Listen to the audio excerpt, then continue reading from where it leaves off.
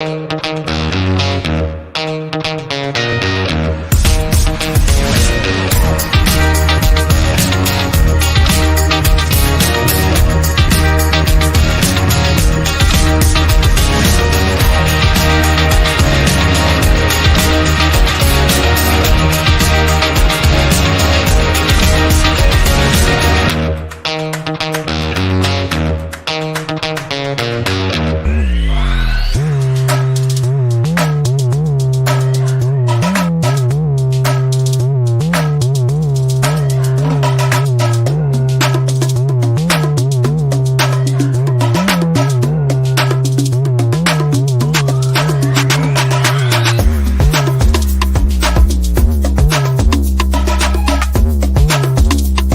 Bravemaker Show is hosted by Tony Gapperstone and Christina Jackson. Thanks for tuning in.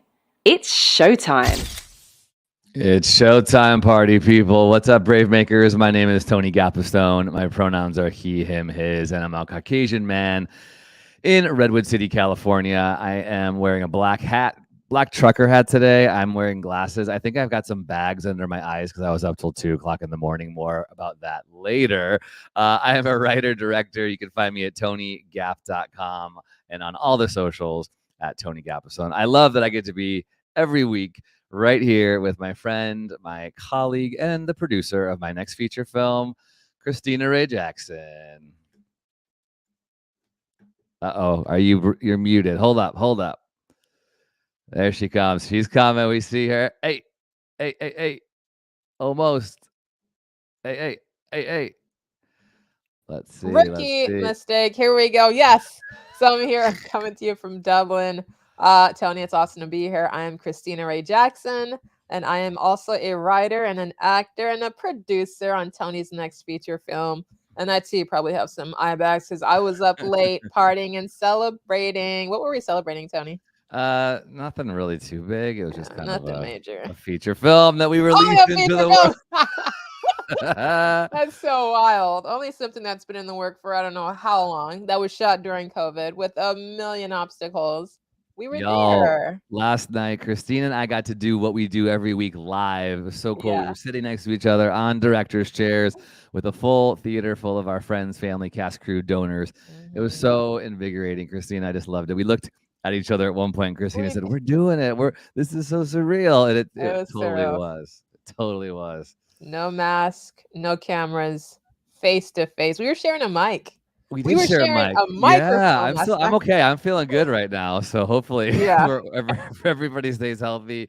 Well, hey, we have a really cool special guest today and a quick pitch about what's happening right now online in our bio. If you're watching online, we have a cool 24 hours left film screening and panel discussion happening tomorrow night. We'll tell you about that in a second. But before, how are you braving your way? We always start the show by saying, what's one thing you're doing to move your creative goals forward? Christina, what are you doing? Last night, we did something really exciting, which was announce Go Veronica Go to the world, to the audience. And in that movie, no spoilers, but there is a scene where I do some sit-down comedy. I have signed up to do an open mic next Wednesday here in Pleasanton. It's a 4-minute set. Oh my gosh. I'm writing material now. I'm doing it. I'm so proud of you. I'm earning Veronica's scene. I'm earning all of it slowly, but that's how I'm braving my way. I'm writing a 4-minute set. I'm doing the open mic. It's going down. That is awesome. Okay, it's cool. So awesome. That is so cool. So those of you who don't know, Go Veronica Go is our next feature film, and it stars Christina, and she plays a actor / comedian. So this is awesome. I'm so proud of you. That's very awesome. Thank you. How are you moving away? I am working on a new pilot, and I'm 10 pages in. It's a 30-minute comedy, and I have a goal to finish it randomly by April 22nd, my first draft. So I feel really, it's just random. Why did I pick that date? I think somebody posted on Twitter April 22nd for something. I'm like, I'm going to make that my date. So it's a new pilot that I'm working on. I'm stoked. And yeah, besides the film stuff, that's what I'm doing. Just keep writing. Keep going. We got the perfect guest today then, Tony, for how you're braving your ways. I'm going to be asking her some questions. All right, before we bring Niceole in, let's bring Hannah Ilg from Hannah Wellness. Hannah, welcome. Hi, welcome back, Hannah. My name's Hannah. I'm in Sunnyvale, California right now. I go by she, her, and I'm a Caucasian woman, dark brown hair, and in the sunshine today outside. And we have I'm- something pretty special coming up. Tell us about it. Yes, I am partnering with filmmakers, Ricky Lake and Ivy Epstein, who created The Business of Birth Control. It's a very amazing documentary that I'm excited to be partnering with Tony and Bravemaker to be promoting, and we're doing a screening. We have 24 hours left. We did a 48-hour screening, so it's till tomorrow, April 7th. Till 7 p.m. And then we are doing a Q&A about it after people watch it at 7:30 p.m. April 7th tomorrow. So I can tell you a little bit more about it. Christina's got a question, though. I think this is going to be a good lead in here. Christina. Yeah, I think for everyone's listening, who is the film for? And before you think, oh, it's not for me, I don't have a uterus, let's let Hannah answer that question. Who is the film for? Yes. I'm so glad you asked that, because, you think, oh, I'm not on birth control, or I'm on birth control, I'm happy with it, so I'm not going to watch it. But why I love this documentary is because it goes through the history of what birth control has meant to our culture, and how revolutionary it was. But also so many people are saying they're having side effects. And so really voicing those stories, and everybody knows somebody with a story about birth control. And so if you have somebody in your life who maybe isn't on it now, but has been on it, it impacts so many people. So if you know somebody who's been on birth control, or for whatever reason chose not to be on it, they probably have reasons for that as well, a story behind that. It's for them. So it's really for them. And birth control is about family planning, and that takes two. So this is you know what I mean? You take consideration for your partner, for your daughters, for my sisters have used them, and they've had their own experiences. Like you said, we all know someone who has had, a situation or an experience. And so understanding the business of birth control, I think, is essential. Yes. So one more time, where can we see this amazing documentary until you said tomorrow at 7? Yes, Bravemaker has the link in their bio, and I think Tony will share the link as well. And so you just go to that link, grab a ticket for $19.99, and it'll be streaming right there. And the Q&A will be, we also have a link to the Q&A. You can sign up for that. And we have expert panelists. So we have, at the one that Tony is moderating, we have a doctor. She's an amazing doctor. And then 2 fertility awareness educators. So that's what I do. I teach women how their bodies work, and I have video courses teaching how to prevent pregnancy naturally, or how to conceive naturally as well.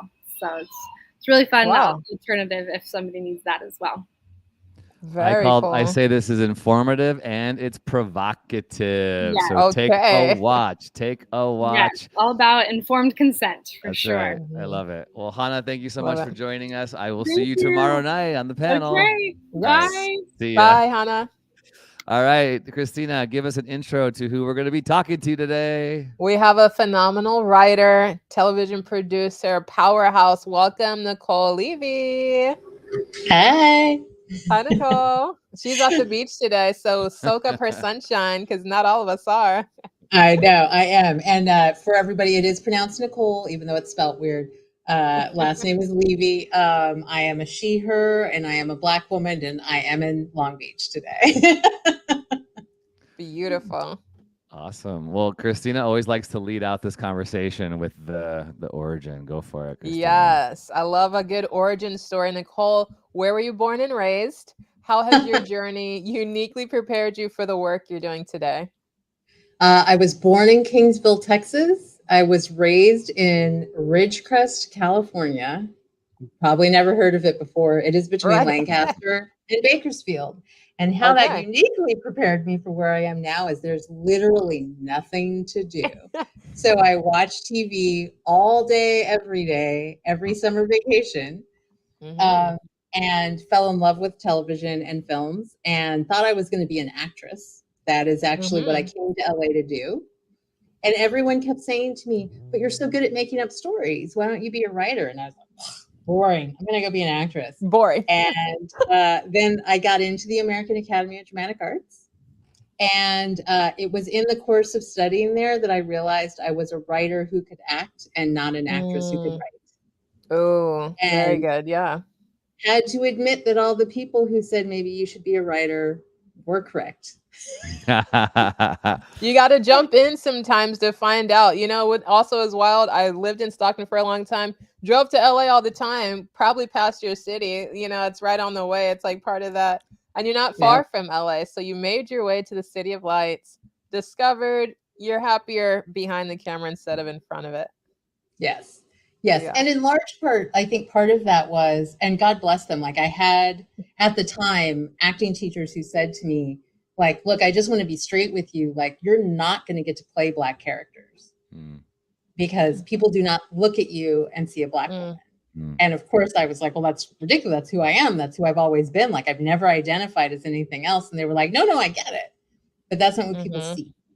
And it's so interesting to me because I've had to have that conversation now as a writer with young actors about if you want who don't present a certain way, but it's important to them, like you have to have the conversation.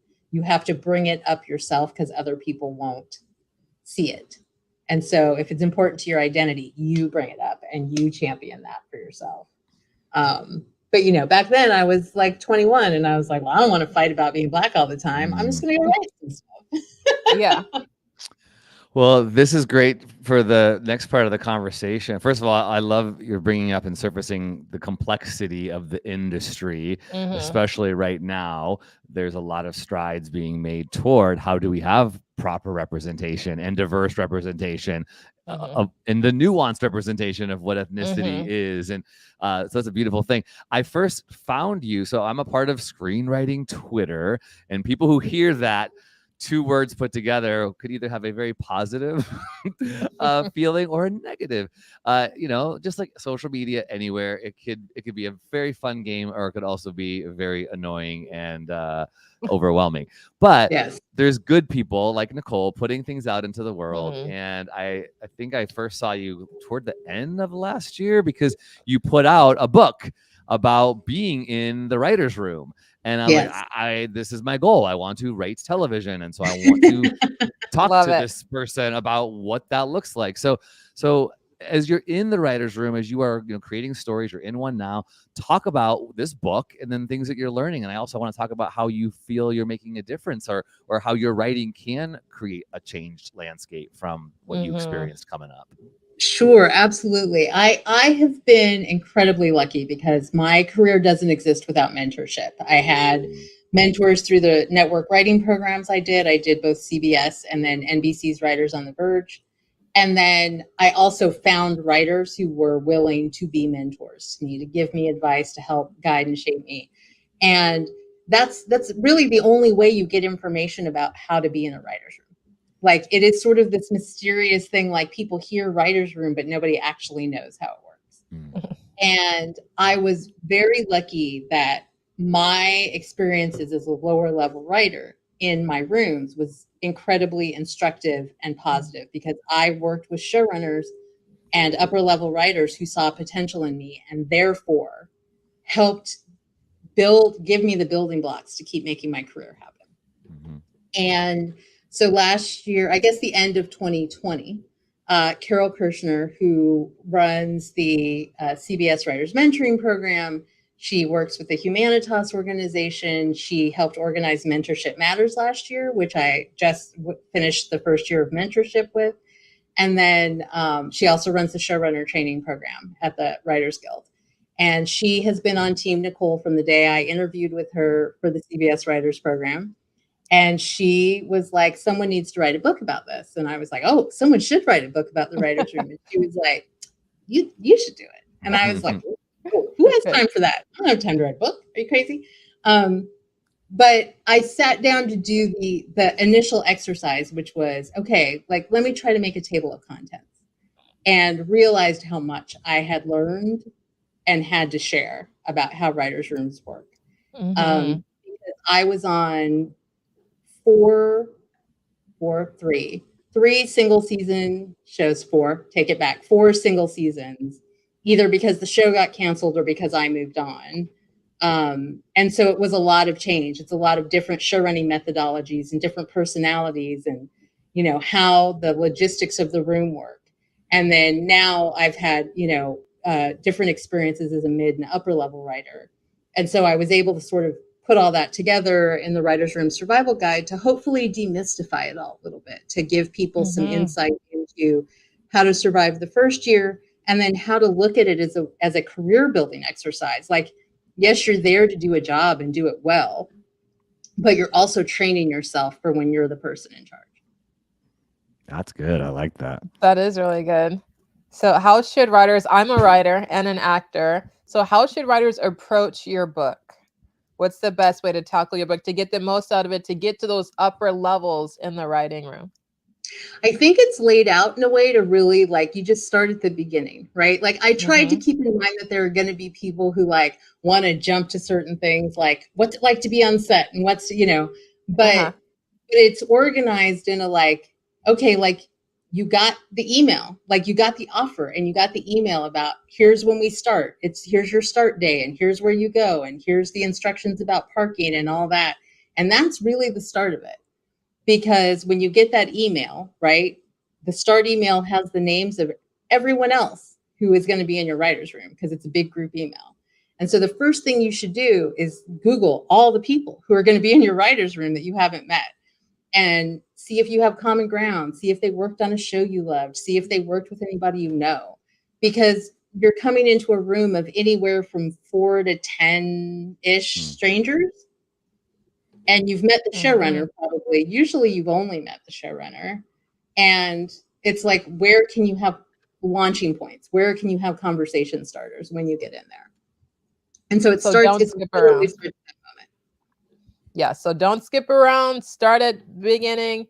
Follow the steps, go through, take your time, and enjoy the writer's room for sure. Yeah, because I think it's, it's very much a progression. It's like, okay, even just navigating that first day, right? You walk in the room and it's like, where do I sit? Like, that's a big deal. It's a big deal. And so I gave some advice about like where you sit, advice about your high vibes.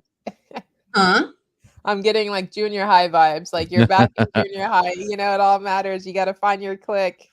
It's a little bit because, right, like here's a perfect example. I've worked with writers who are fidgeters. If you're a fidgeter, don't sit near the showrunner because that might distract them, right? But if you're not, then, and the seat's open by the showrunner, you can sit there. It's fine. If you're a person who needs to get up and go to the bathroom a lot, try to sit close to the door. Like, it's just, it's kind of stuff that you don't think about till you're in the position. And like, I remember being like, oh, I wish I sat closer to the door because now I got to like walk around the whole table to get out. So it's that kind of stuff. And then, how to negotiate the relationships, how to find your allies in the room, what to do if you don't have any allies in the room, how to deal with race and gender issues in the room, all of that stuff. She goes deep. Yeah. And what is a showrunner? For those of us who haven't, is this the screenwriter? Is this the person who's working with the screenwriter that oversees the writer's room? What's the showrunner's role? So the showrunner, they can be a couple of different things. Usually it is the creator of the show. It is the person who is like, I would like to do a show about cops in New York who do this thing. And usually they are a fairly upper level writer. And so they create the show, they're in charge of it. Sometimes what happens is that someone who isn't quite as upper level comes up with the idea. And then you sometimes have a situation where you have co-showrunners. So they bring in an executive producer, a top level who understands how to get a show made a little bit better and like help out the creator get their feet under them. And that will definitely happen usually if you see a thing when you read those stories about like some unknown writer who had this great idea and sold it as a series. Almost always there's a senior writer coming in to be like, here's how we actually write a TV show. Because usually you don't know. Like if you haven't come up in the ranks, you just don't know how a TV show operates. And so basically, if Christina or I write a show and sell it, that's what's going to happen. I mean, right now, yes. Like if you sold it without having staffed a couple times, probably. What I love hearing is it's possible. If you're at home and you have an amazing idea, you have that script already, you can get a senior writer on board. You could show on that, right? It does happen. I'd say it's the rarest sort of deal, but like it happens. So it's really, but the showrunner is basically the CEO of the company. If you're thinking of it as a business, the showrunner is the CEO, all the bucks stop with them, and they get to decide everything. Like at the end of the day, you can hate the direction they want to go in, but it's their show and they get to do it. There's that old adage about television being the writer's medium, because in television, although you need actors and cinematographers and directors, the writer is the one creating the show and then producing the show, which is kind of cool. The writer is sort of the queen or the king or whatever in that space, whereas like in the feature film world, the director is the auteur, and then in the theater, supposedly, the actor gets to really play. I don't know, what do you think about that? But I think that's what's so cool about TV, in my opinion, is that writers rule. Directors come in for an episode or two and then they're out, and they're moving on to the next series or whatever. So what are your thoughts around kind of the TV culture? Because I know you've done, and I want to talk about The Banker with Samuel L. Jackson and Anthony Mackie. I know you've done feature films too, but what are your thoughts in regards to all these different mediums? Because you've done them all. What's your I mean, that is definitely, I think, part of the appeal of television, right? Is it is the place where, like, at the end of the day, the showrunner is the final decision maker in all things. So, like, yes, they're not on set telling the director how to shoot the episode, but they will be the one who ultimately decides how the scenes come together and all that stuff. Like the director does their cut, but then it's the showrunner who takes over. And so they are really like the last word on what the show is. And what each episode is. And I think that is unique in creative fields in terms of writing, that like we are the sort of last bastion. I think there's certainly some outlets that are allowing directors to try to impinge on that, which I don't love. But, it's part of the reason behind it is not just showrunners wanting to be like, I'm the boss. When you have an ongoing series, there's a consistency that just doesn't exist when you have directors coming and going and coming and going and coming and going every week, especially when you're doing 22 episodes, right? If you're still doing a broadcast show, like you have a brilliant director who sets the style on your pilot, and sometimes they stay on as a producing director, but so they're there to help guide, but sometimes they're super famous and they move on and do something else.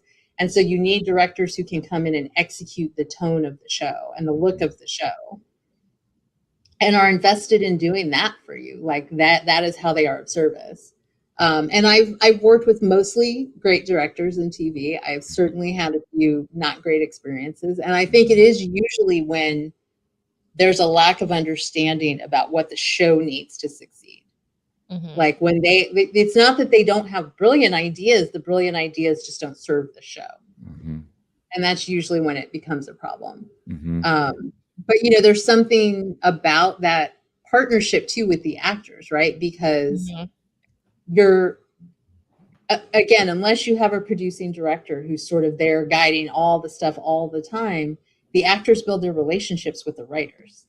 And so it's us that they're going to want to come to, right? And say, like, I'm not sure I understand the scene or whatever. And you need to do that in partnership with the director, because we're not jerks who break DGA rules. So you bring the director into the conversation, but like you're there to backstop, like, the history of their character, and the actor knows the history of their character. If the director's suggestion is bumping up against that, you're there to backstop your actor and say, actually, they have a point. Like, we have established that he doesn't do this. So what if we, like, instead of doing that, what if we did it this way? And just try to help pivot it so it stays consistent for the show. I love talking about this stuff so much. It's so exciting. It's so exciting. Yeah. Okay, so I need to ask about The Banker. So you were a writer on The Banker, and there's that's a feature film. I think it's on Apple. Is that right? On Apple Plus, yeah. Okay. So a true story about the first two African-American bankers in the United States. And that was played by Anthony Mackie and Samuel L. Jackson. Yes. So talk about that, how that came into your lap, and, working with them and how that all went.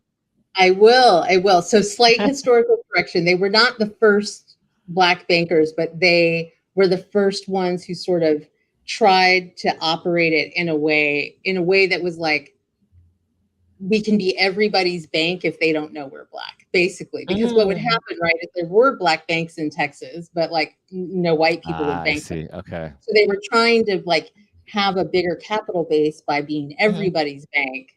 And that's why they had Matt be the front for them. Gotcha. Okay. So yeah, but so interestingly enough, I got that opportunity because of my TV writing career. Yes. Because I was on Allegiance, which was created by George Nolfi, off of a piece of IP. And I got on like a house of fire with George. And when our show got canceled and he decided he was going to take on this project, he asked me for a feature sample.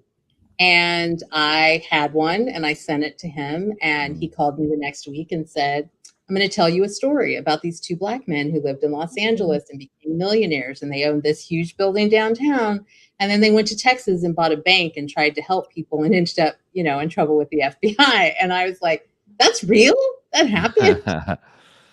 And he asked me if I wanted to write it with him. And we were rewriting a draft that was already created by the two writers who really found the story. And we were, so rewriting that draft. But it was an amazing experience. And George, I will say I was very lucky because, right, it wasn't your usual feature experience, I think, where it's like, thank you very much and walks away, because George and I had a relationship. So like, the day he called to tell me, Anthony was always involved. Anthony Mackie was always on board to produce and star in it. But when they called to tell me that Sam had signed on, I was like, wait, Falcon and Nick Fury are going to be in my movie? Right. And it was like, not awesome. Nick Fury, though. That's fun. Yeah. It's so but cool. it was, getting to go to set and getting to meet them. And, the way things do in our careers, right? Like that has now led me to a situation where I'm writing a script that Anthony's going to direct. So I saw that based on another true story, right? Is it based on another true story? Yes, it's called Spark, and it's about Claudette Colvin, who, for people who don't know, was a 15-year-old girl in Montgomery, Alabama, who refused to give up her seat on the bus 9 months before Rosa Parks. And it's sort of the story of why you don't know who she is. And she is alive, by the way, and ball of fire, and such a lovely human being. And it was so exciting to meet her and get to talk to her. And, very excited to write this and put it in Anthony's hands. And Sanaya, who's just going to kill it. Like, congratulations. Yeah, congratulations. I love historical pieces. Are you loving working in this, literary fiction space as a writer? I do love it. I will say, like, I just had to have a conversation because I developed 3 true story based projects that ended up not going. And then I had written The Banker, and then I'm writing, this, and I was like, I might need to step away a little bit from real people stories for a while. Because I just feel like I've spent a lot of time in that space. Like one of the TV projects that ultimately didn't go forward, I spent 2.5 years on. So, sometimes it's there's a giant stack of books on my shelf reminding me of how many hours I spent working on. And that's some of the stuff that a lot of people don't talk about, especially in TV, is how much work goes in that never sees the light of day. You might have got a paycheck for it, but it just never moves forward, whether it's stopped in development or you get a pilot and then it cancels, or it gets 1 season and it cancels. It's so hard, which leads me to want to ask you, how do you find yourself being resilient and persevering in this industry when it's so tough? Yeah, and it is. I mean, look, a friend of mine was teaching a class, and she did some calculations, and I think she figured out that 2% of pilots actually make it to screen. Oh. Wow. Which was a little oh my God. But I think you do it right by there's been plenty of shows that have made it to air that I loved that die after 13 episodes or 10 episodes. There have been plenty of pilots that I've read that were brilliant that never made it to screen. And it's not you, it's this business, and it's so much more than your talent on the page. It's the timing, it's what they're looking for when they're buying. It's all the things you can't control. And so all you can control is producing the best product that you can. And I think the other thing to really stay focused on is it may not ever get made, right? I wrote this pilot, the one that I spent 2.5 years on. And I love it dearly, and it's always going to break my heart we didn't get to make it. But that pilot now goes out into the world as a writing sample for me, and people are blown away by it. So it's never wasted work. It's teaching you how to break story better. It's teaching you new ways to come into things.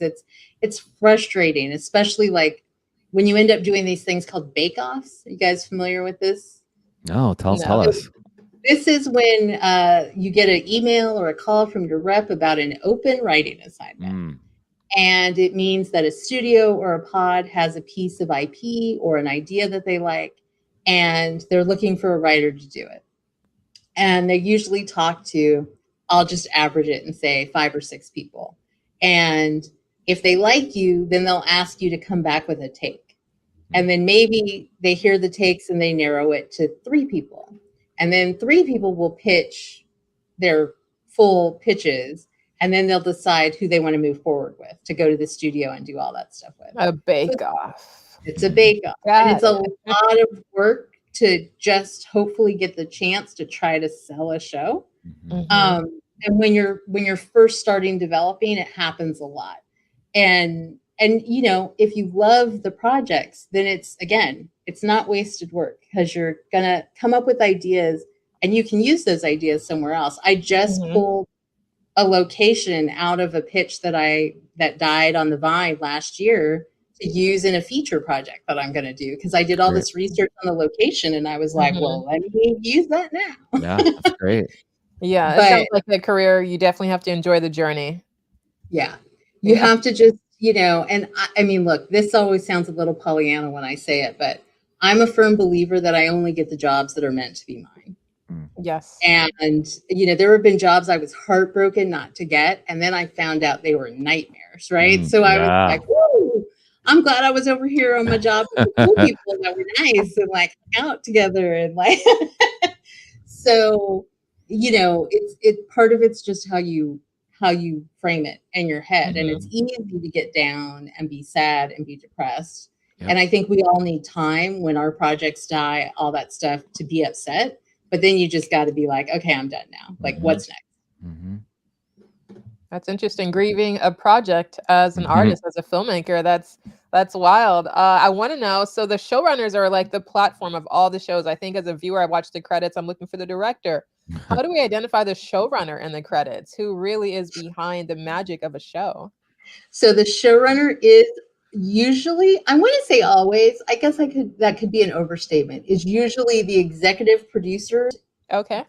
Producer or producers who come after the directed, or right before the directed by credit. So it's like the executive producer and then writer and then directed by, and then you're into the show. Or as with S.W.A.T, for example, which I worked on, it goes to black and then it's created by Sean Ryan and you know, or I think Sean and Aaron are in the credits. I take it back. And then the end card is executive produced by Sean Ryan.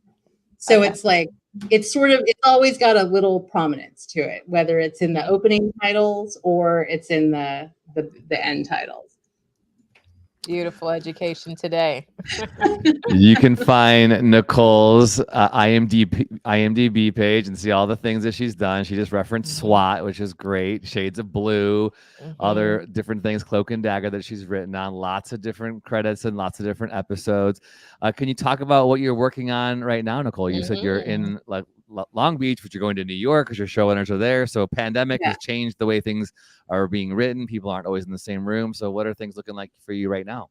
Sure. So I can tell you a little bit about it because it's one of those like Netflix NDA things. So basically, I walked out of S.W.A.T into so this is actually the second show I've done since S.W.A.T that's still not out yet. So I walked into a Netflix show. Cool. Run by Alexi Hawley, who this one's out in the world, so I can talk about it. and it's starring Noah Centineo, and it's about a CIA lawyer who very quickly gets in over his head with a very dangerous woman. Okay. And so I went straight into that. We broke all the episodes and wrote that. They are shooting. They have finally just wrapped. And then so that'll be out into the world when it gets out in the world, because it's Netflix. So you know how that goes. And then I was busy writing the book and writing the feature. And then this other opportunity came along, and I fell in love with it because the pilot was so brilliant, and I'm working for, female showrunner who's just really inspiring and great. And it's a period piece about a point in time and a place in time that I have never seen on television. And I think it's the kind of show that, like, very specifically, I mean, it's obviously a show for everyone, but it's the kind of show that if all goes according to plan, like, the Black audience around the world will be very happy to see. So, but like, I can't say too much about it, but I will say that it's very exciting. It's a slightly different sandbox for me because it is such a period show. Like, it's very, and not like 50s and 60s kind of period. But it's great. It's an amazing story to break. Like I said, very inspiring boss and great room. But yes, I had an interview for S.W.A.T in person, and then I got the job over the couple of weeks where everything was shutting down. And so this is now my third all remote room. And the difference now is, again, because my showrunners are in New York, they have an office there. And I was like, well, how about I come for a week? And, that way we can all actually finally meet in person and do all that stuff. So doing that, seeing some friends in New York, it's going to be great. But it's, Zoom is a very different thing than being in the room with your fellow writers and, like, trying to break the story there. And, grateful to have had the technology, but man, I can't wait to be back in person. Yeah. In some ways, I love, though, that there's the opportunity I have heard a lot of people getting into these Zoom rooms who aren't in LA or New York. So that's kind of cool that can, level out that access. I love that. Yeah. And I will say, like, as much as I'm excited to be back in person, which I think will happen, probably after the new season starts, like the new room start. First of all, I think general meetings should stay on Zoom forever. Are you guys familiar with the general meeting? Yeah. Like, who needs to drive to Santa Monica for a 30-minute conversation? Yeah. It's ridiculous. Like, they should all, and like all the executives, it's so much easier for them to be on time. And just do that. And I think for me, like, certainly as a person who intends to be running a room fairly soon, right? Like, that what it's done for me, I think, is every writer's room can afford to keep an extra laptop in the room, right? So if you do find that writer who's brilliant, but they live in New York and they're like, I will definitely move to LA, but it's going to take me 2 months to get there. I got stuff to close up here. So let them Zoom in from New York for 2 months. Like, it doesn't hurt anything. Or when you have a writer who has a sick kid and the nanny can't come, and like, what do? I'm like, stay home and Zoom in and talk when you can. Like, because writers feel so much pressure not to miss the room. So that's why you have writers come in sick when they should stay home. Yeah. That's why, you have parents struggling to keep that balance. And I'm like, it's not, if for one or a couple of days, stay home, take care of your kids, Zoom, drop your camera if you need to, like, let people take care of their business. And so for me, and so for me, that's how I would always approach it now. Like, and I dare somebody to tell me I can't. I'm like, you don't know what happens in my room. Like, love it. Well, this is awesome. If you want to be a writer of television, make sure you get Nicole's book. It's available on Amazon. It's called The Writer's Room Survival Guide.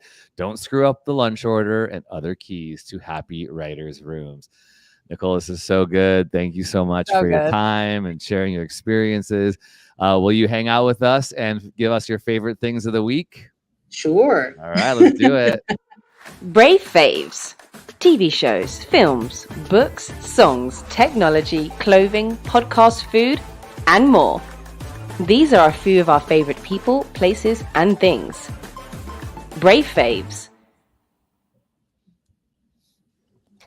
My brave fave. I actually have 2 this week, and not just because I'm in it and my friend directed it, but Last Chance Charlene changed my life last night. It was a beautiful film that did more than tell a story. It left a message, it left a call to action, and it was beautiful. And the experience in that theater last night was magical. What happened? It was magical. It was healing, and you got to check out this film. It's available. Where can we find this? This is part of the CineQuest Film Festival until what Yeah. date? April 17th. It is streaming at CineQuest with a CINE quest.org. And it's only $4, y'all. It's the cheapest it's probably ever going to be. So get it. On it. Yeah, host some screening parties and enjoy Last Chance Charlene. It tackles suicide in a way that I've never seen in a film. It's very actionable and beautiful. And my second one is a new artist, Brent Faiyaz. If you haven't heard of this artist, check him out on YouTube. He has a beautiful animated music video, which Tony and I are also working on an animated music video.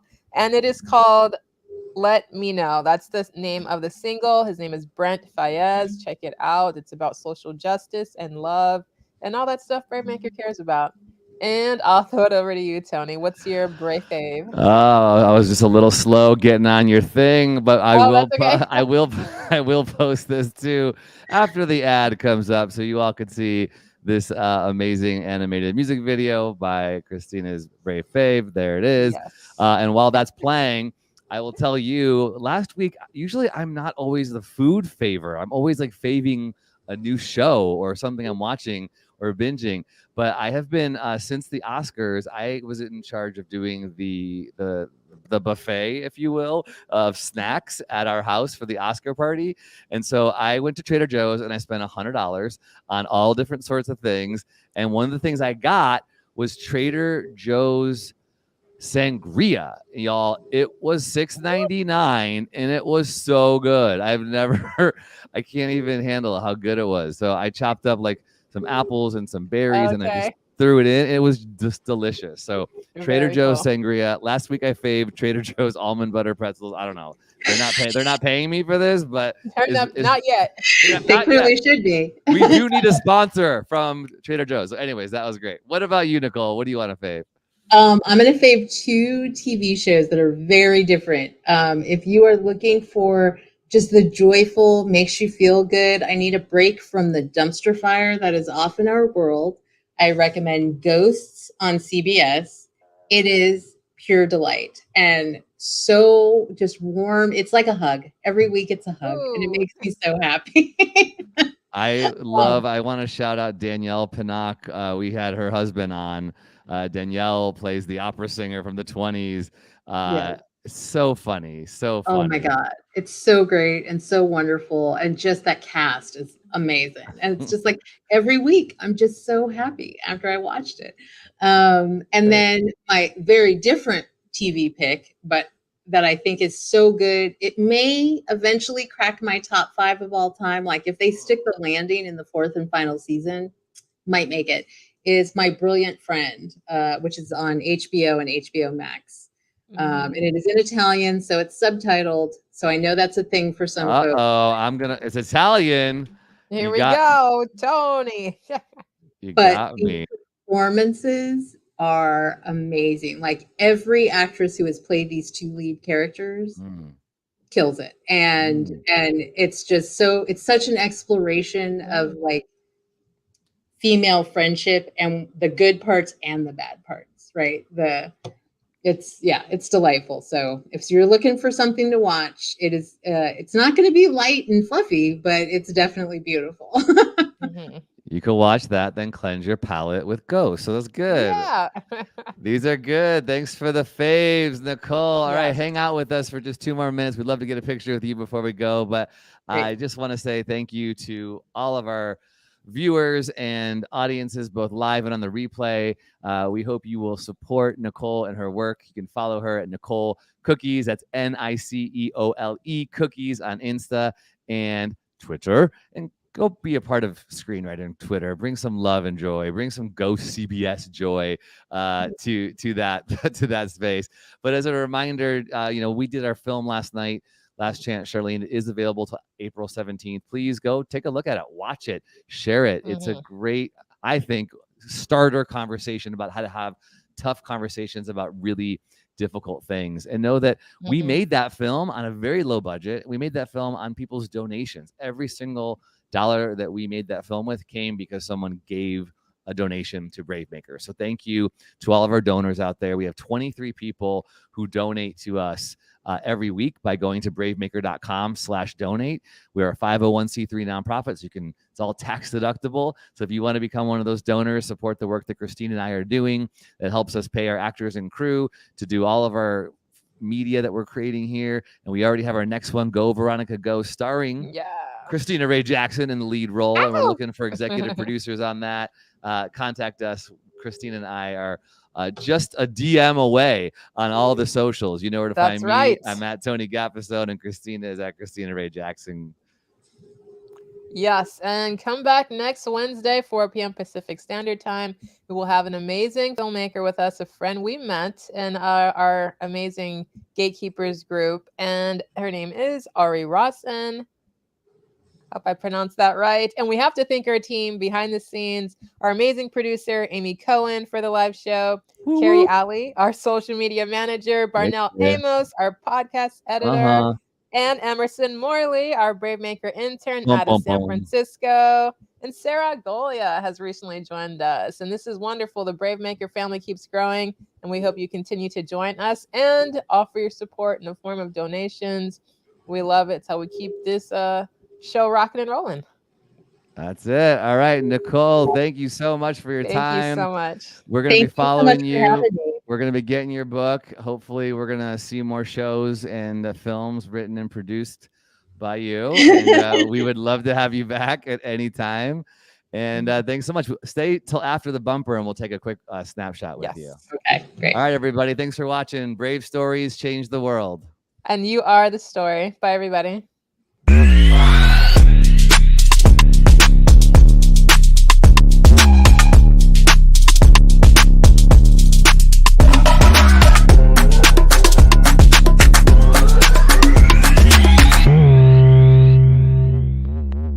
Follow us on Instagram, Twitter, YouTube, and Facebook at Bravemaker.org. Like, subscribe, and share. To become a monthly donor, text the word Bravemaker to 44321 or go to bravemaker.com/donate. Thanks for tuning in.